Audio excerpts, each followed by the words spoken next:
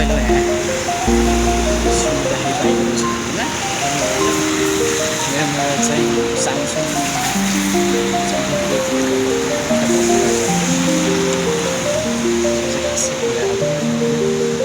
अलिअलि आउँछ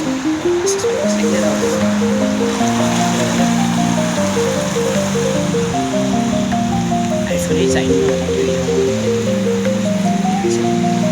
चाहिन्छ होइन आयो होला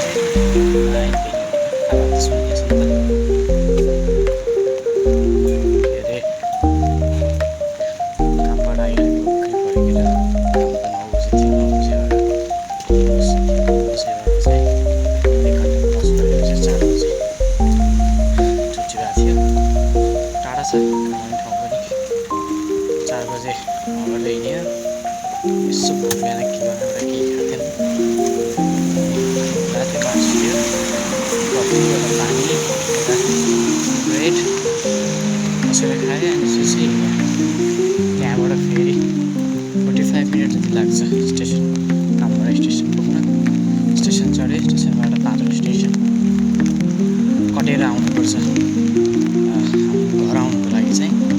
त्यहाँबाट चढ्यो लगभग 15 मिनट लाग्छ होला 15 मिनट लाग्छ स्टेसन एउटा स्टेसनबाट घरको नजिकको स्टेसन पुग्न। त्यहाँ झऱ्यो त्यहाँ झरेर फेरि अलिक हिँड्दै घर आउन चाहिँ लगभग 35 मिनट जति लाग्छ। टोटल हिँड्न पनि भनेको लगभग 1 घन्टा हिँड्नुपर्छ। ठिकै छ याद गर्नु मलाई चाहिँ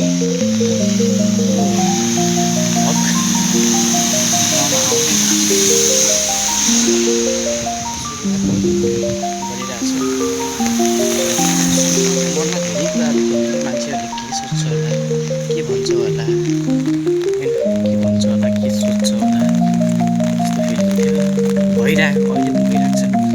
यता उसमा ध्यान छैन कि यता मान्छेले के सोध्छ किन कस्तो भइरहेको सुरु सुरुमा सक्दो हुन्छ होला है। अहिले चाहिँ एकदम पानी परिरहेको पानी त एकदम परिरहेको छ बिहानबाट गइरहेको बिहान 8-9 बजीबाट गइरहेको थियो हिजो सधैँ गर्मी थियो आज फेरि पानी पर्छ हेर्नु पनि घर छैन केही छैन चाहिँ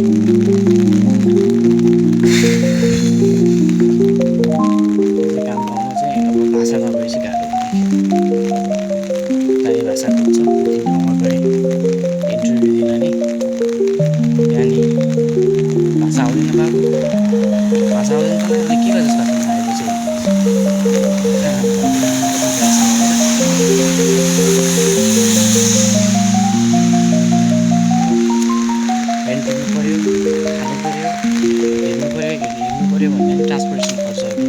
कामबाट फ्याक्ट्रीहरू जानु पऱ्यो त्यसपछि ट्रेनमा जानु पऱ्यो एस्टिमेट खर्च त लगभग महिनाको 60,000 आउँछ 30,000 रेन्ट छ रेन्ट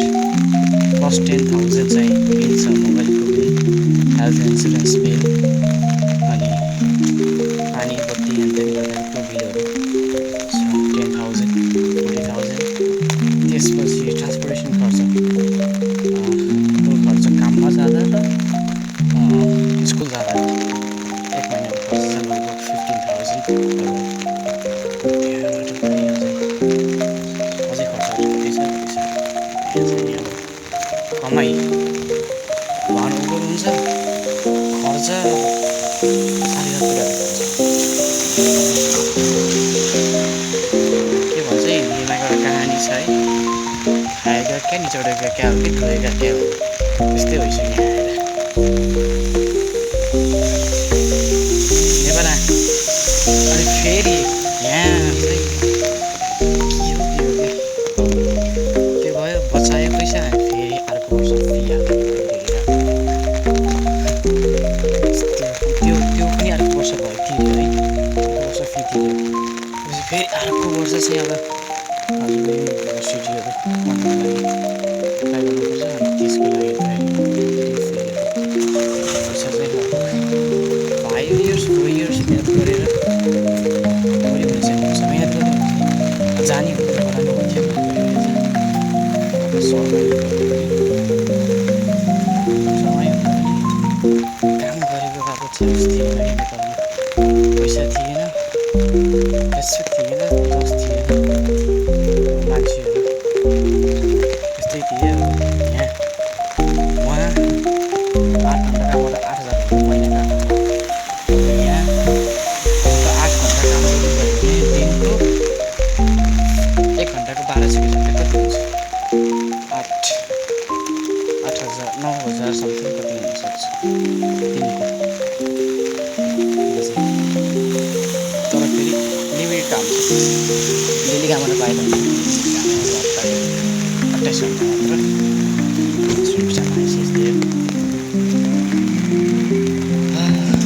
रुल्स धेरै कडा छ रुल्स फलो नगरेन हुन्छ डिसिप्लिनमा बस्दै बस्दैन मान्छे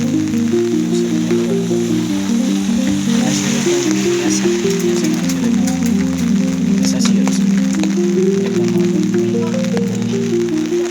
सबैजना है के अरे नेपाली भन्दा पनि जापानिजहरू छ हेल्पफुल छ हेल्प गर्नु चाहिँ मेरो विशेष छ अब काम गर्ने ठाउँमा नि भन्नुपर्दा हजुर 5 चोटि अब एउटा कुरा सिकिरहेछ सानो उमेरको भाषामा हुन्छ कान्छी लेख्या हुन्छ बुझेन नि त अनि फेरि त्यही अब एउटा आइटम बनाएँ मैले एउटा केही कुरा सुसेको बुझ्नु चाहिँ सुसेमा चाहिँ एउटा कुसुको आइटम बनाएँ त्यो आइटम लगातार आइरहेको हुन्छ याद हुन्छ रियरली आउने खालको आइटम भन्दा बुझिन्छ नि त जस्तै अब मैले एउटै आइटम त्यहाँ एकचोटि बनाउँछु क्या अनि अर्को आइटम चाहिँ जुन हुन्छ रियरली हुने वाला आइटम हुन्छ त्यो चाहिँ अब 4 चोटि 5 चोटि आउँछ नि त अब बिर्सिन्छ